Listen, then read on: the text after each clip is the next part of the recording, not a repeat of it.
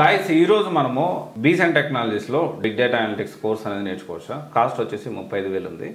And నేను వీళ్ళ website చూశాను. దాన్ని బట్టి వాళ్ళు ఇచ్చిన ఇన్ఫర్మేషన్ బట్టి నేను స్టూడెంట్స్ అయితే మాట్లాడలేదు, అందుకని నేను రివ్యూ ఇవ్వలేకపోతున్నాను.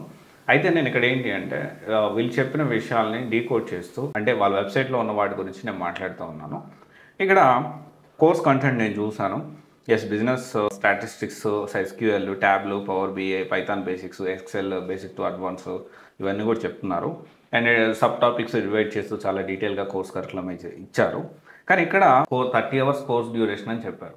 30+ అవర్స్లో కోర్స్ నేర్చుకుంటే బిగ్ డేటా అనలిటిక్స్లో జాబ్ వచ్చే పరిస్థితి ఉందా?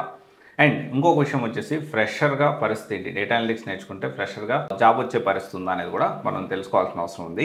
దాంతోపాటు 100% జాబ్ ఓరియంటెడ్ ట్రైనింగ్ అన్నారు. 100% జాబ్ ఓరియంటెడ్ ట్రైనింగ్ అంటే రియల్ టైమ్ ప్రాజెక్ట్స్ ప్రొవైడ్ చేయాలి కదా. ఎన్ని ప్రాజెక్ట్స్ ప్రొవైడ్ చేస్తున్నారో మీరు ఖచ్చితంగా తెలుసుకోవాలి. దాంతోపాటు క్యాప్స్టోన్ ప్రాజెక్ట్సా, రివెల్ ప్రాజెక్ట్సా తెలుసుకోవాలి. అండ్ ఇప్పుడు ఉన్న సిచ్యువేషన్లో 100% జాబ్ ఓరియంటెడ్ అన్నారు కాబట్టి ఎన్ని ఇంటర్వ్యూస్ పెట్టించగలుగుతారో కూడా ఖచ్చితంగా చెప్పాల్సిన అవసరం ఉంది. అండ్ ఏ ఇంక్లూడ్ అయ్యిందా, అండ్ ఆల్సో లింక్డ్ఇన్ ప్రొఫైల్ని ఎలా బిల్డ్ చేస్తారు జాయిన్ అయిన డే 1 నుంచి, అంటే మనం చేసిన ప్రతి పని, ప్రతి ప్రాజెక్ట్ని అక్కడ అప్డేట్ చేపిస్తున్నారా లేదా, and at the same time దీనికి సంబంధించి ఆల్రెడీ ఇంతకు ముందు ఉన్న స్టూడెంట్స్ లింక్డ్ఇన్ ప్రొఫైల్స్ ఎలా ఉన్నాయి, వాళ్ళు ఏ విధంగా వర్క్ చేయించారు, వాళ్ళు ఇప్పుడు ఏం చేస్తున్నారు, ఈ విషయాలు కూడా ఖచ్చితంగా తెలుసుకోవాల్సిన అవసరం ఉంది. అండ్ వీళ్ళ రివ్యూస్ కూడా, గూగుల్ రివ్యూస్ కూడా నేను చూశాను. గూగుల్ రివ్యూస్లో చాలా వరకు మాతోనే రివ్యూస్, స్టూడెంట్స్తో ఫోర్స్ఫుల్గా రివ్యూస్ పెట్టిస్తున్నారు అన్నట్లు. సో చాలామంది దానికి సంబంధించి దాదాపు 5,649 ఉన్నాయి నేను చూసినప్పుడు.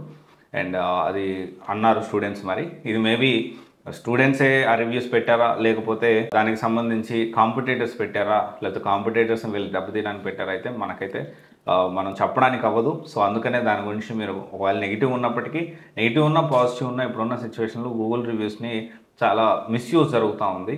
సో ఇదైతే గుర్తుపెట్టుకోండి. వీళ్ళకి నెగిటివ్ ఉంది కొంచెం, స్టూడెంట్స్ కొంతమంది పాజిటివ్ కూడా ఉన్నాయి, అండ్ నెగిటివ్ కూడా కొంతమంది మాట్లాడారు. జెన్యూన్గా వీళ్ళ దగ్గర ఉన్న స్టూడెంట్సే రివ్యూస్ ఇచ్చారా, లేకపోతే కాంపిటేటర్స్ ఇచ్చారా అనేది మనం క్లారిటీగా చెప్పలేని పరిస్థితి.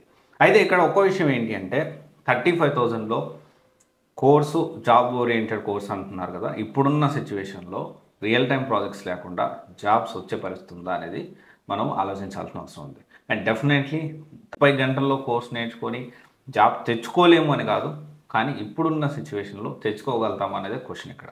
ఓకే, ఇది ఒకసారి ఆలోచించండి. డేటా అనలిటిక్స్ బీసెంట్ టెక్నాలజీస్లో మీరు జాయిన్ అవ్వాలి అనుకుంటే ఈ క్వశ్చన్స్ అన్నిటికీ ఆన్సర్స్ తెలుసుకొని అప్పుడు మీరు జాయిన్ అయితే చాలా బెటర్గా ఉంటుంది. And very important thing, refund policy కూడా మీరు మాట్లాడండి. అండ్ ప్రతి ఒక్కరూ రిఫండ్ పాలసీ గురించి తెలుసుకోవాల్సిన అవసరం. ప్రతి వీడియోలో, ప్రతి ఇన్స్టిట్యూట్ రివ్యూ వీడియోలో, లేకపోతే ప్రతి వీడియోలో నేను ఆల్మోస్ట్ ఈ రిఫండ్ పాలసీ గురించి డిస్కస్ చేస్తున్నాను. అండ్ ఖచ్చితంగా రిఫండ్ పాలసీ గురించి తెలుసుకోండి, ఇది మీ హక్కు. Okay, thank you.